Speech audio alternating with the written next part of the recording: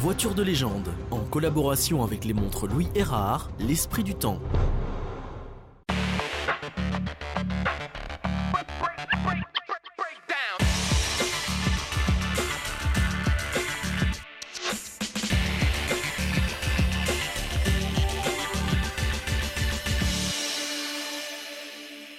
Bienvenue dans ce Voiture de légende printanier. Bienvenue chez moi, parce qu'une fois n'est pas coutume, eh bien, je vous accueille chez moi. C'est le week-end de Pâques, on est à la maison, on en profite un peu. Et je voulais vous présenter ma petite collection de Vaillant. Vous savez que je suis un grand fan de Michel Vaillant et de l'œuvre de Jean Graton en général. Et c'est l'occasion de vous les montrer. Je suis un grand collectionneur, malheureusement souvent en petit modèle, mais enfin quand même, ça mérite qu'on s'y attarde. C'est une chouette collection. Michel Vaillant, c'est un univers et c'est aussi un sportif multidisciplinaire, c'est-à-dire qu'il a couvert toutes les catégories du sport automobile, pas seulement la Formule 1 ou les 24 heures du Mans, mais également les rallyes raids. Et parmi les rallyes, je ne sais pas si vous vous souvenez de cette Citroën DS, c'était celle de Lucien Bianchi au Liège-Sofia-Liège ou Liège-Rome-Liège, à la grande époque, celle du marathon de la route, du 8e pilote dans Michel Vaillant. Eh bien, on va se replonger un peu dans cette époque-là, dans un autre décor toutefois, puisque nous partons au Rallye du Maroc classique, la grande épreuve organisée par notre ami Jean-François Ragès, un rallye qui sent bon le soleil et le sable chaud.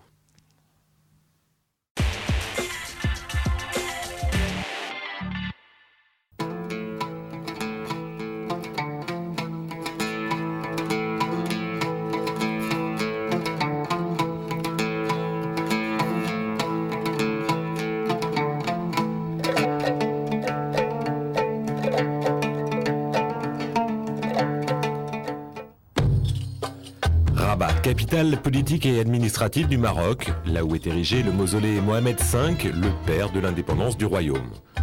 Tout près, la tour Hassan, édifiée à la fin du XIIe siècle, la trace la plus majestueuse de ce qui fut la plus vaste mosquée d'Occident, comme en témoigne le cimetière de colonnes qui l'entoure.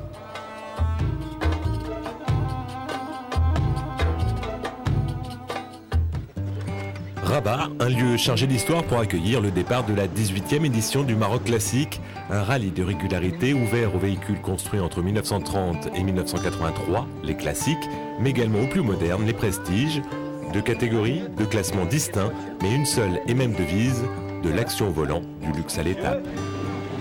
Les efforts réalisés chaque année par l'organisation pour offrir un cadre d'exception à ces bolides non moins exceptionnels sont couronnés de succès. En 2011, le plateau affichait complet bien avant la date de clôture des inscriptions. Les inconditionnels avaient répondu présent, mais également un tiers de nouveaux venus. La voiture est exceptionnelle, le temps, pourvu qu'il reste comme ça, ça va être formidable. Mais là, il est en train de changer un petit peu. Le dénominateur commun est le plaisir d'être là, plaisir de participer. Vous verrez, ça finira quand même premier, comme en 2008.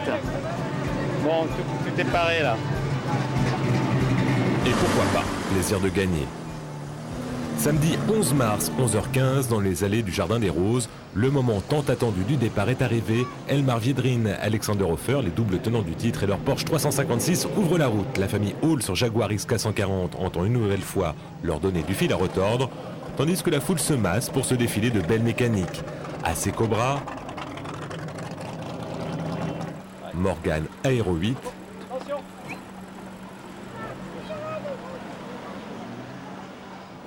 Ferrari, Mercedes 300 SL, Ford Shelby.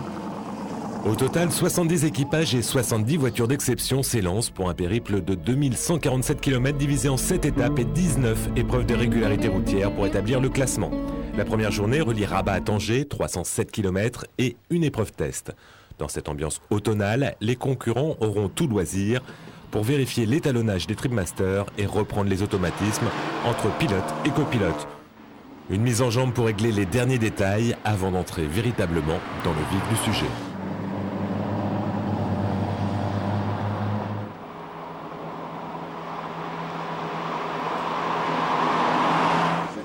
Nous voilà arrivés à Tanger et déjà l'équipe des mécaniciens est sollicitée, principalement pour de petits bobos sans gravité, Malheureusement, pour d'autres, c'est plus embêtant, à l'image d'Olivier Sucé et Franck Scabello.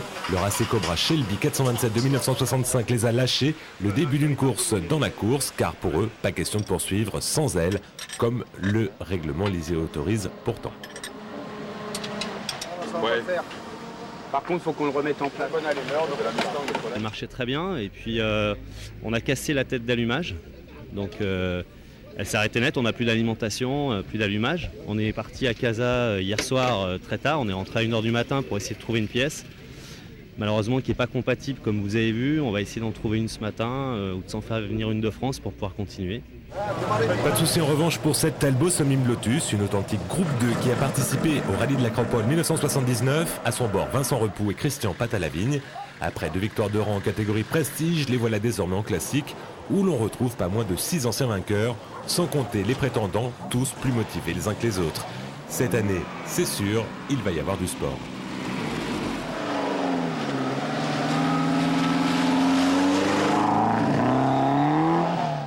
Pour cette deuxième étape tracée entre Tanger et Fès en passant par Chefchaouen, 377 km, 3 épreuves de régularité et on l'espère une pluie qui va enfin cesser. En plus d'être désagréable pour les concurrents en décapotable, elle détériore les routes pour la journée annoncée comme la moins roulante de l'épreuve.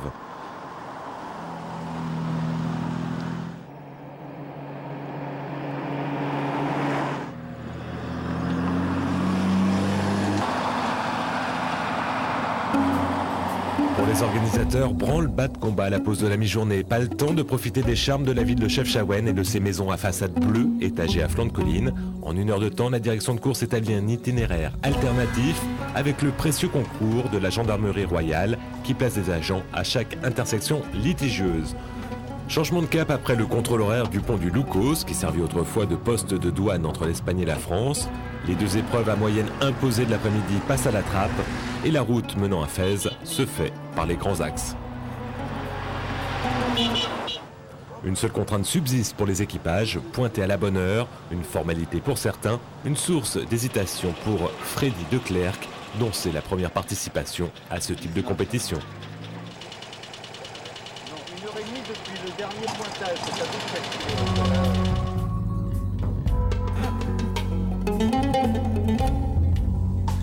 Souvent considérée comme la plus belle ville du Maroc, Fès se mérite. Pour beaucoup, la contemplation des remparts, de la richesse architecturale et de la médina a été vécue comme une juste récompense des efforts consentis tout au long de la journée.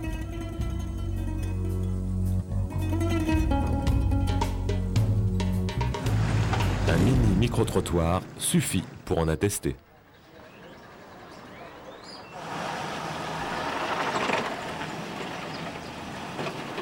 Ça a été une journée assez difficile avec ce style de voiture. C'est pas fait pour ça, mais bon, c'est la règle du jeu. Hein. Le plaisir était là quand même. Ah, le plaisir était là, ça c'est sûr. Sur le coup, on se demande de ce qu'on fait là. Et puis bah, après, on est bien content. Bonne journée. Très bonne journée. Pluvieuse. C'était un peu moins ce matin, mais bon. C'était sympa, on a réussi à passer sans dégâts. C'est une performance parce que la Porsche elle est basse. Hein. Les anecdotes de l'étape animeront les discussions du dîner, à commencer par celle de Fred Touvenin et Florent Caruana sur Triomphe. D'abord victime d'une panne de Tripmaster au départ de Tanger, avant de croiser l'Alfa Romeo Giulietta de leur épouse posée sur un parapet en pleine épreuve de régularité, pour finalement arriver à Fès en qualité de premier leader de l'épreuve, une journée riche en rebondissements.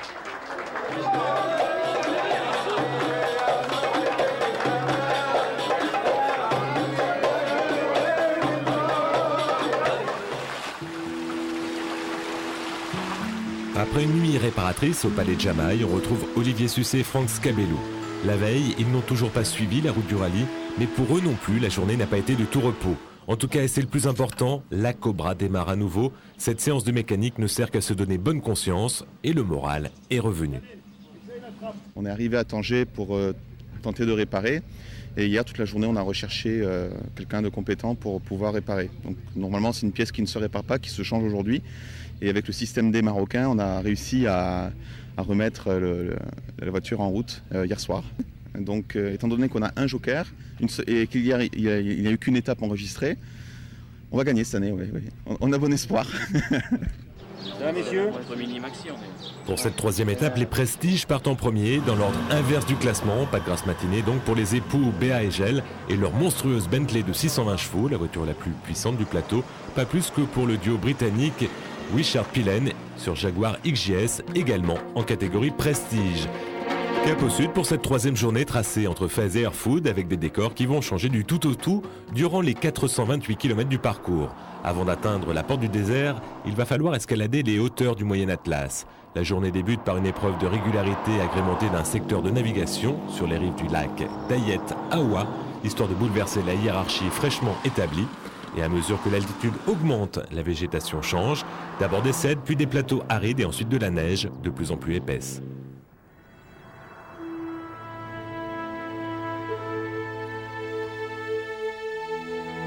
Au Maroc, les saisons semblent passer plus vite qu'ailleurs. Après l'automne, dans la matinée, nous sommes passés en hiver à l'heure du déjeuner. La route du col de Zad sera d'ailleurs fermée après le passage du rallye pour cause de chute de neige. Dans l'après-midi, de l'autre côté du versant, la couleur ocre des villages annonce le désert. Nous sommes passés au printemps avec des giboulées, des arcs-en-ciel et du vent.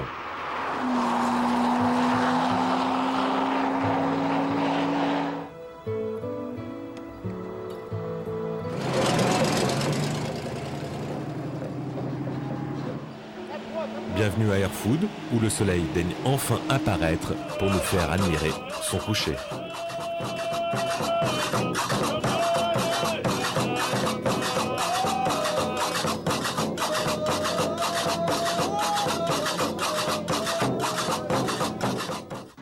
En classique, Carlos Gisling pointe en tête. Depuis 10 ans, lui et sa Mercedes sont des figures de l'épreuve. Ils ont gagné en 2002.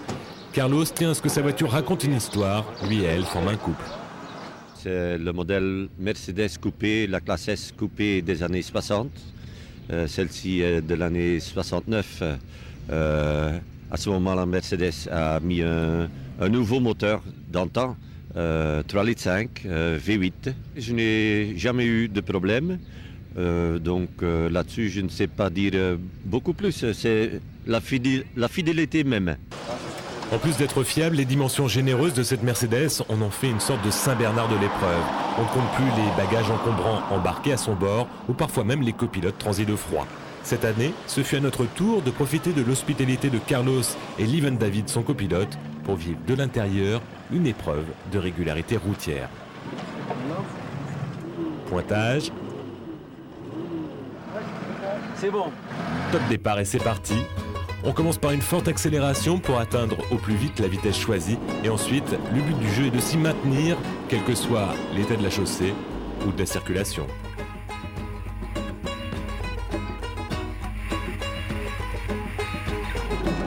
Et ça se corse encore un peu plus quand il faut s'arrêter pour faire tamponner le carnet en cours de route. Rien de tel pour casser la moyenne. Freinage au dernier moment, le copilote saute de la voiture avant de reprendre sa place tout aussi vite. Et ensuite, il faut réaccélérer pour reprendre le rythme de croisière avec le navigateur dans le rôle du chef d'orchestre.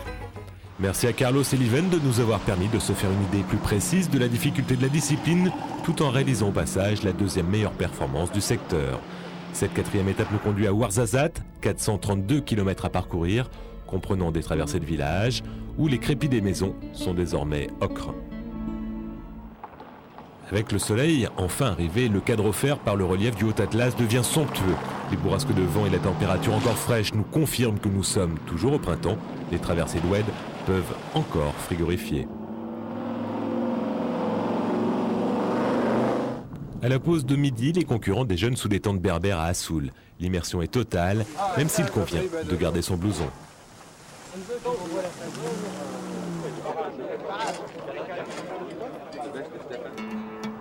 Et ça repart dans l'après-midi dans un décor de western, direction Ouarzazate, le Hollywood du désert. Plus aucune référence temporelle dans le paysage, c'est pour cette raison que les studios de l'Atlas attirent les cinéastes du monde entier depuis 1954 et la venue de Jean Becker pour y tourner Ali Baba et les 40 voleurs.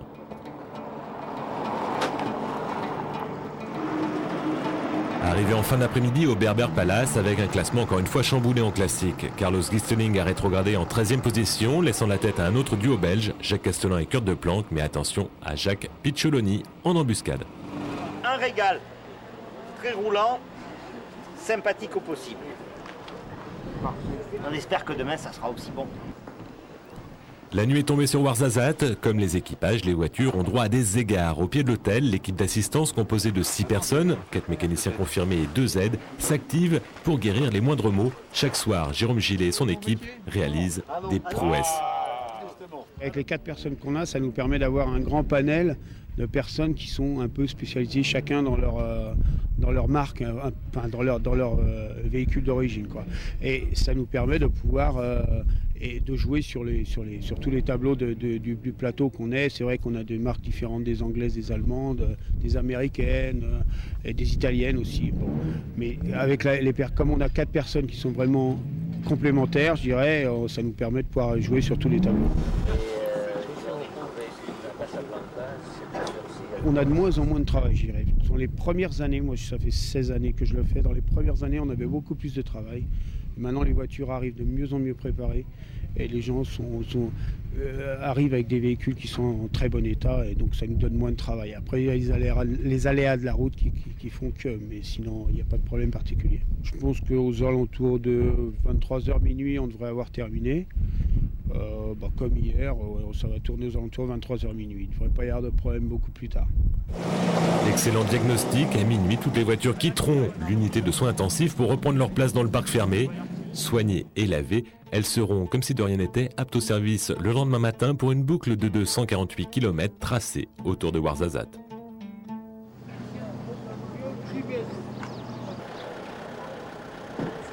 C'est un lieu commun, il a toujours été question de fiabilité en rallye. Ce n'est pas Bob Néret, double vainqueur du rallye international du Maroc en 1969 et 1970, puis vainqueur du classique en 1997, qui va nous contredire. Bien avant la saga Xara, C4 et DS3, Citroën s'était déjà impliqué en rallye avec des DS, histoire de prouver que sa technologie avant-gardiste résistait au pire traitement. Autre temps, autre mœurs, que ce jeune homme de 77 ans, le Sébastien Loeb de l'époque, nous raconte.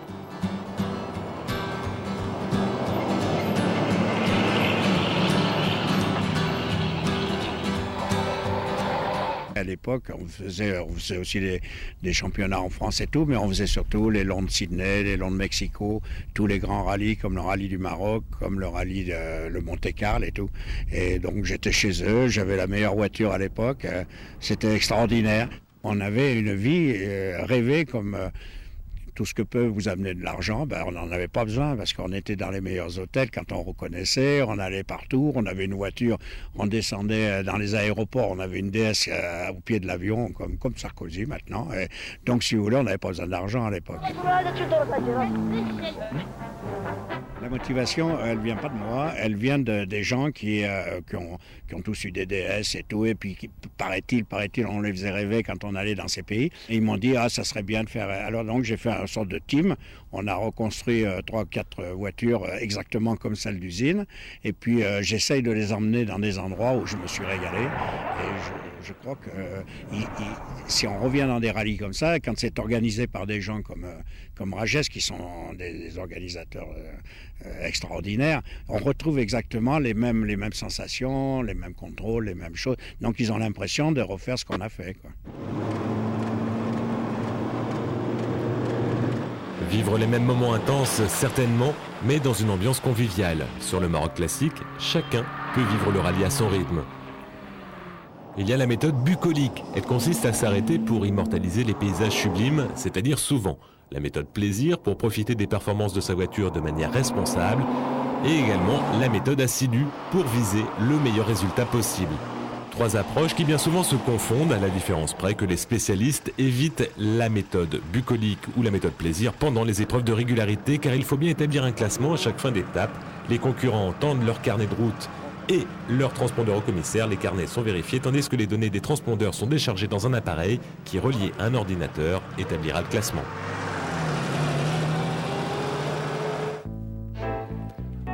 Au soir de cette 5e étape, s'est tenue la désormais traditionnelle vente aux enchères au bénéfice de l'Heure Joyeuse, une association venant en aide aux populations les plus défavorisées du Maroc, à commencer par les enfants.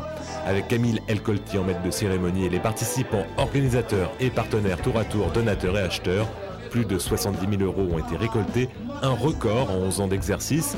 Le 18e rallye du Maroc a plus que jamais mérité son appellation Route du Cœur.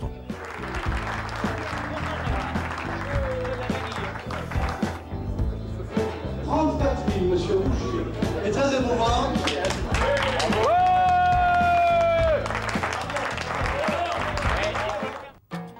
Après cet élan de générosité, la course reprend ses droits le lendemain pour l'avant-dernière étape de l'épreuve, 222 km entre Ouarzazate et Marrakech, la destination finale. Au menu, à nouveau des routes de montagne avec le franchissement du col Tizi Nchika, prairie d'altitude en marocain. Il culmine à 2260 mètres d'altitude. Le paysage très dénudé, composé de pierres sombres, a encore une fois changé, mais reste d'une beauté à couper le souffle, une constante. Autre bonne nouvelle, le soleil est fidèle au poste, le vent est tombé, nous sommes passés en été.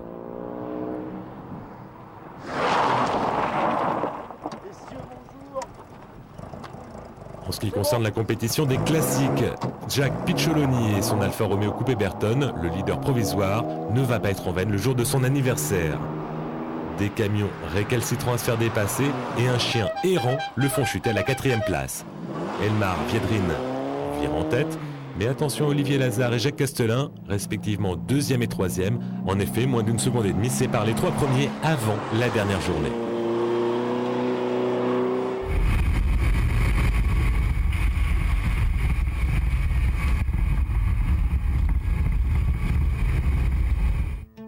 C'est devenu une habitude, rien n'est joué au départ de la 7e et dernière étape, une courte boucle de 133 km autour de Marrakech, comprenant 3 épreuves de régularité. En catégorie prestige, Damien et Alfred Courtens et leur Ferrari 328 GTS vont devoir contenir le retour de la Morgane de Thierry et Corinne Puech, revenus à moins de 2 secondes.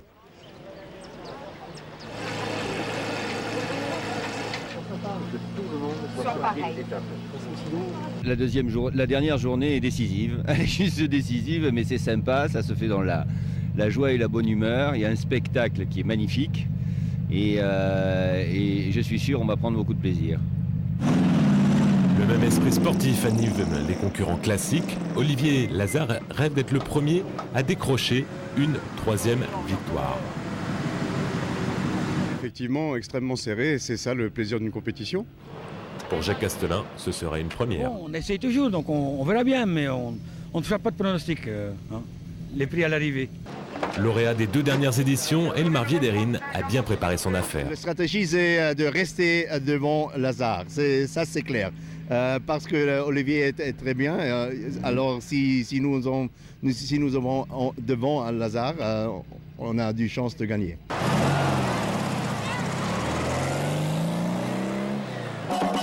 Dénouement heureux pour Damien et Alfred Courtens. En prestige, ils ont certes concédé quelques secondes, mais ils s'imposent pour 7/10 face aux époux Puech et peuvent sabrer de champagne en vainqueur sous l'arche d'arrivée.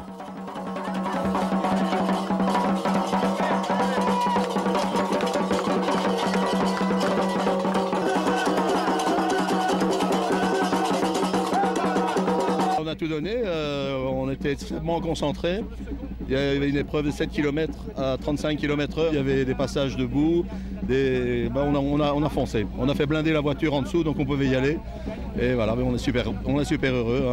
Une autre Ferrari gagne en classique. Lazare et Agostini sont parvenus à inverser la tendance et prouver à Elmar Viedrine que le Maroc classique n'est pas la chasse gardée des Porsche. À l'arrivée pour Jean-François Ragès, on est déjà en 2012. Déjà 2 points principaux que je connais, les dates donc, du 17 au 24 mars 2012, un départ de Rabat et une arrivée à Marrakech. Mais entre, je ne sais pas encore trop, j'en aurai des grandes lignes à partir du mois de mai 2011. Mais déjà, je pense au rallye électrique que nous organisons au mois d'octobre. Avant cela, place à la soirée de gala dans le cadre somptueux de la Mamounia. Stéphane Agostini revient sur sa victoire. Il y avait une sacrée pression, mais rien de tel que de la pression pour nous encourager et nous faire avancer. Donc on est parti relativement détendu plus inquiet sur le tracé de la spéciale elle-même que finalement sur la pression du classement.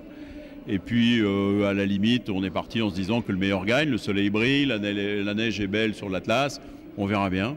Le tout est de faire notre boulot. Et voilà, on a fait, je crois, notre boulot. Voilà. Et ça a payé. Une performance qui vaut à Lazare et Agostini les droits d'engagement offerts pour le 19e Maroc Classique, avec peut-être une 4e victoire à la clé.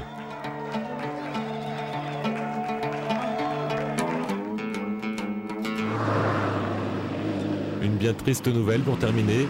Quelques jours après l'arrivée de l'épreuve, Frédéric Marquis nous a brutalement quittés. Son enthousiasme communicatif et sa bonne humeur perpétuelle vont nous manquer. Adieu Fred.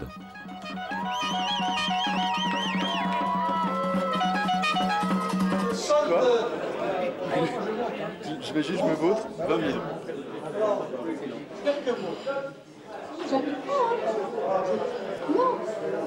C'est beau ça.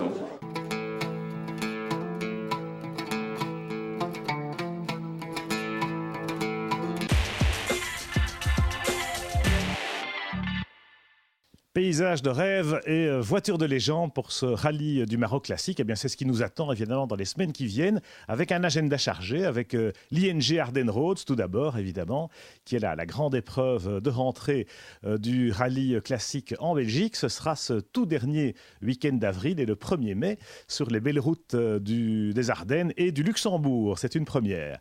Et puis sur le circuit de Spa-Francorchamps, pas très loin, nous aurons la première édition des Spa Classiques. Ce sera le dernier week-end de mai, 28 et 29 mai, une organisation de Patrick Peter, le géo du Tour Auto et du Mans Classique. C'est un gage de qualité. Et puis on se termine avec des voitures jaunes, parce que je voudrais vous présenter non seulement la belle collection des voitures de l'équipe nationale belge et de l'écurie Francorchamps chère à Jacques Swatters, mais également ce très bel ouvrage qui vient de sortir, c'est l'histoire de l'ENB, l'équipe nationale belge, que nous propose Christophe Van Gast et Benoît de Liège, aux éditions Benoît de Liège. Ne le manquez pas, c'est un très bel ouvrage. Et puis tant qu'on y est, un autre auteur qu'on aime bien, c'est Marvano, le dessinateur. On se souvient de son premier tome Grand Prix. Le deuxième vient de sortir, il est intitulé Rose Meyer. Voilà, un peu de lecture pour votre transat, parce que c'est pas vraiment au coin du feu en cette saison. Profitez-en bien, sortez vos ancêtres et rendez-vous comme d'habitude le dernier jeudi du mois prochain.